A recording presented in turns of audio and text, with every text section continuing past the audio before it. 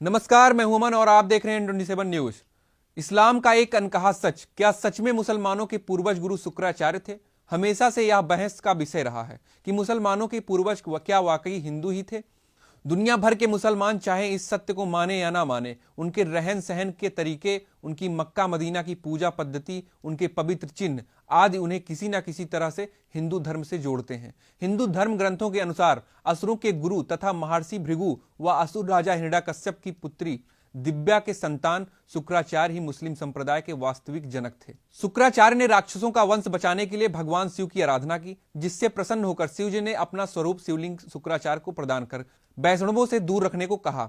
शिव जी का स्पष्ट आदेश था कि जिस दिन कोई भी वैष्णव इस शिवलिंग पर गंगा जल चढ़ा देगा, उस दिन राक्षस वंश का नाश हो जाएगा। शुक्राचार्य ने महादेव के स्वयं दिए शिवलिंग को भारतवर्ष तथा हिंदुओं से दूर रेगिस्तान में स्थापित किया, जिसे आज अरब देश में मक्का मदीना के नाम से जाना जाता है। यहां तक कि अरब देश का नाम शुक्राचार्य के पौत्र अर्व के नाम पर ही पड़ा है। शुक्राचार्य मूल रूप से काव्य ऋषि थे और उन्हें सम्मान में मक्का मदीना के शिव मंदिर को काब्या नाम दिया गया। कालांतर में काब्या नाम विकृत होकर काबा बन गया, जिसे मुसलमानों का सबसे पवित्र स्थल माना जाता है। अरबी भाषा में शुक्र का मतलब महान माना जाता है और शुक्र अर्थात शुक्रिया अथवा धन्यवाद शब्दों का जन्म भी गुरु शुक्राचार्य के नाम पर ही हुआ है। मुसलमानों का पवित्र जुम्मा शुक्रवार को मनाने की वजह भी शुक्राचार्य ही है। रामायण के अनुसार सूर्पनखा का वध नहीं हुआ और वह गुरु शुक्राचार्य के आश्रम में ही रहने लगी थी। यह सबको पता है कि भगवान श्री राम के आदेश पर लक्ष्मण ने सूर्पनखा की नाक कान काट दिए थे और तभी से वह अपना चेहरा ढक कर रहती थी। सूर्पनखा के चेहरा ढकने की परंपरा को अरब देश की औरतें आज भी निभाती हैं। अरब देशों के रेगिस्तान में तेज धूप होने की वजह से वहां के लोगों ने सिर ढकने के लिए टोपी पहनना शुरू कर दिया, जो आगे चलकर उनकी पूजा पद्धति में शामिल हो गया। रेगिस्तान में उपजाऊ जमीन, अनाज आदि के अभाव में लोगों ने जानवरों को मारकर खाना शुरू कर दिया और इस हत्या को कुर्बानी का नाम दिया गया। इंसानों के मारने के बाद उन्हें जमीन में दफन करने की परंपरा शुरू हुई, जिसका मुख्य कारण रेगिस्तान में जलाने योग्य लकड़ी का ना होना था। काबा में 360 मूर्तियां हैं, जिनमें शनि और चंद्रमा की मूर्तियां शामिल है। मुस्लिम इतिहासकारों के अनुसार इनमें से ही एक मूर्ति को अल्लाह का नाम दिया गया। शनि चंद्रमा के अलावा सूर्य और अन्य ग्रहों की मूर्तियां होना इस बात का प्रतीक है कि काबा में नवग्रहों की पूजा की जाती थी।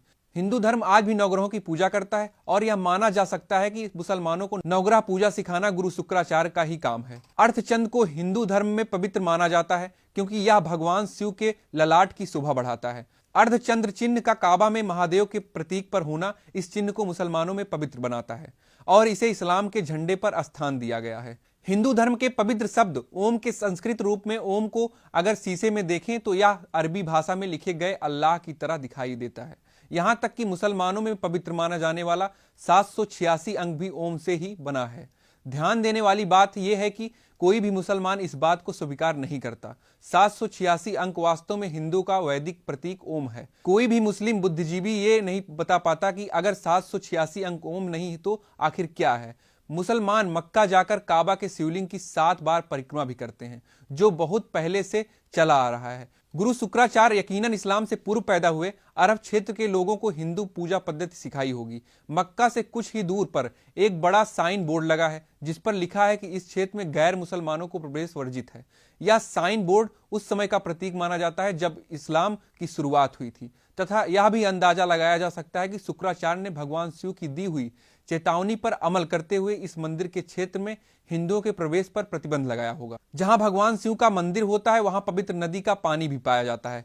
हिंदू मंदिरों की यह परंपरा भी काबा से जुड़ी हुई है और मंदिर के साथ ही पवित्र पानी का स्रोत भी स्थित है, जिसे जमजम पानी के नाम से जाना जाता है। ऐसी देश दुनिया की तमाम खबरों को देखने के लिए बने रहे हमारे साथ N27 न्यूज पर। मैं अमन पांडे, नमस्कार।